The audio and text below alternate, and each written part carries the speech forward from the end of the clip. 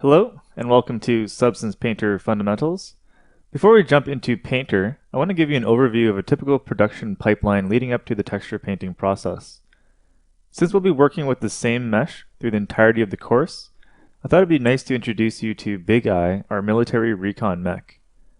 Generally, when you're working in a studio, you'll receive a similar concept to work off of.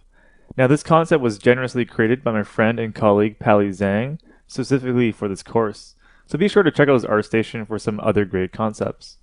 Now, because this is a black and white concept, we're going to have a lot of creative freedom for color schemes and material types as we go through the project.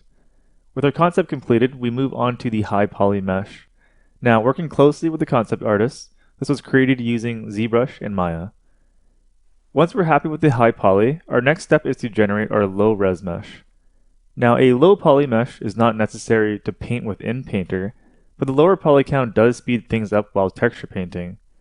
We're also not targeting any specific platform, so this mesh is simply created using the ZRemesher function within ZBrush.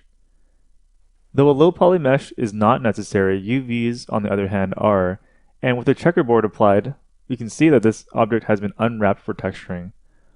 Now if we look at our low poly mesh and our high poly mesh side by side, our low is quite blobby and less detailed than our high res.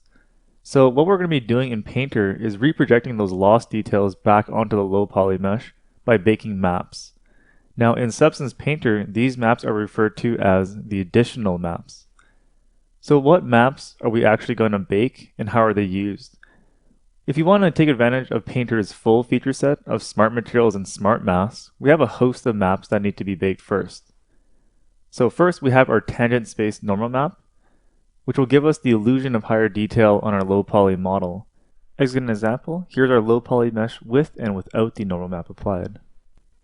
We also have the world space normal map. To understand this map further, each bitmap is split into 3 channels, R, G, and B, which means red, green, and blue. So if we split this into its respective channels, you can use this map to fake lighting direction, or in our case, dust falling from a specific direction. This is the color ID map, which we'll be using a lot during this project for assigning materials to.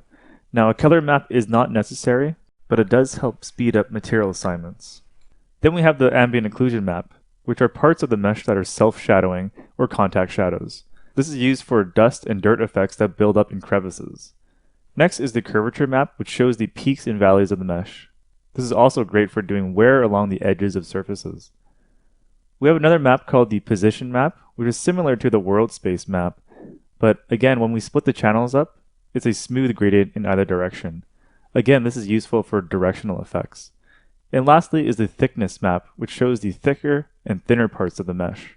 Now all these maps are used in conjunction with one another to use Painter's procedural effects. That's a lot of maps to bake out, but luckily the built-in baker in Painter allows us to bake all of these maps easily. So both our high poly model and our low poly model are exported in FBX format, and in the next lesson, we'll dive into Painter and begin setting up our new project and get these maps baked out.